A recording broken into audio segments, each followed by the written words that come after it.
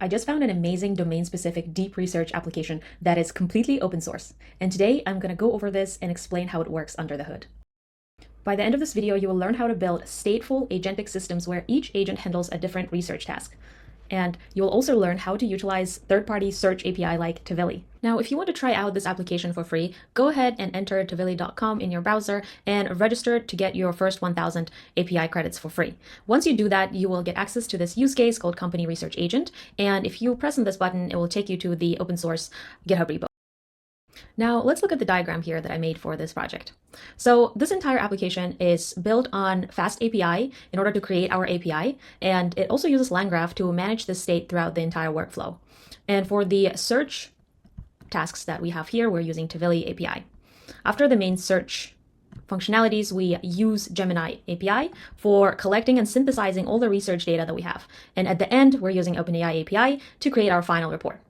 So as you can see here, we are going to have to enter 4 things on the company that we're executing a search for. It's a company name, URL, location, and industry.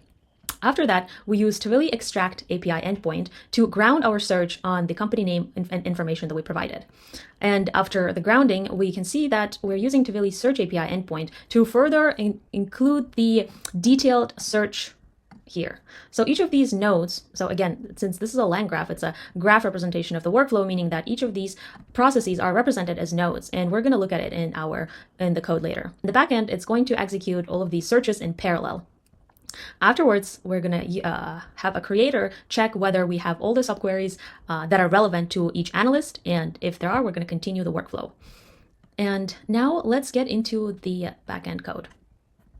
Now, this is a full stack application, and therefore there's both the front end and the back end, and the communication that happens between those two is done by the WebSockets. But today we're going to focus only on the back end. So if you go to this folder, you will see the main file that is called graph.py, and it is basically a graph that we're using from LangGraph. And here you will see that we're initializing all the nodes that I showed earlier in the diagram over here. And this is basically what runs our backend. And in order to get the graph going, we need to have our state class. And by state class, I mean 2 classes that our graph will update throughout the entire workflow. And we have the input state and our research state over here. So next up, if you go to the backend folder again, you will see this is where all the nodes and all the processes are located. And we are starting off with our researchers based on the diagram that I showed earlier. And what happens here is we have our main file, a base file that is used by the following 4 domain-specific analysts, that we'll call them. Let's look at the base file. In this file, we're defining our class-based researcher that will serve as a base for our domain-specific nodes over here. And in order to do that, we need to give it Tavily's API key, your API key from Tavily, and OpenAI API keys. So in here, we have our function that takes in all of this information, the company name, the industry, the headquarters, and the current year, and it generates subqueries, and it actually generates maximum of 4 subqueries for each of the analyst type that we're defining. And after it generates those, we have a function that it's towards the end.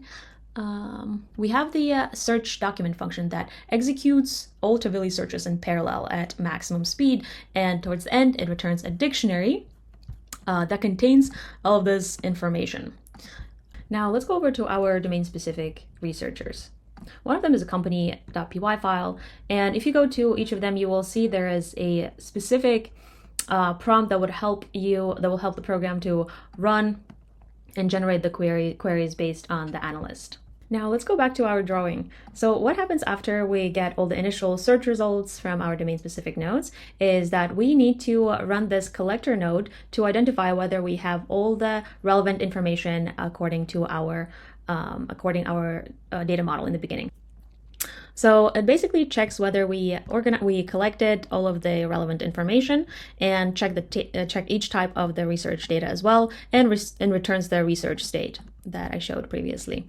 After the collector, we have a curator node that basically runs and checks Tavily's relevance score. So if you go to Tavily's documentation, you will find that in the Tavily search API reference, you'll find that it has every search returns .score. It's basically a number that will tell you how relevant the search result is to your query. And based on this, we will pick and collect the most relevant, where is it? The most relevant, yes, the most relevant links. After the curator, we have an enricher node that uses Tavily's extract API. And remember that these nodes over here, they do not extract the entire raw content of any website URLs. It just takes in the summary and the titles and the links. But over here, this is where we enrich the URLs with the complete data. So after we enrich each of the documents with the complete content from the website URLs that we chose based on the Tavily's relevance score, we are then going to pass all of that information to our briefing file that will call the Gemini API. And let's go over here. So what it will do, it will take all of the information from the research state that we have currently, and it will run the briefing prompt over here, and we'll call a Gemini API to output the final briefing before it gets passed to our report generator. So the last step is, of course, we are going to use the OpenAI API because it is known to follow a structured outputs consistently, and that's why we're choosing this model here. And if we go to the final node that says editor, you will see the OpenAPI call over here, which will compile the individual briefing sections and will generate a nice cohesive report for our user. And here's the prompt for our final report. So now let's run our example. I would like to use Anthropic's example because why not? And now let's see what it does. So remember the first step was to generate the subqueries, 4 for each analyst type. So we have them here already. And the next steps were curation and extraction. This is where we're getting all the data from the URLs that we selected based on Tavily's score. And here's our briefing that calls the Gemini API. And our last step is our editor that calls OpenAI API to generate our final report. Awesome. Here's our final report. And it did this in less than a minute.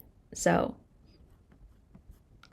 here it is, and it has all the references, and it followed our output format. So yeah, go ahead and check out Tavily, create an account, and once you're inside, you will see all the other use cases they have here that's completely open source. And not only that, you'll also find a bunch of other community-driven deep research projects. Awesome.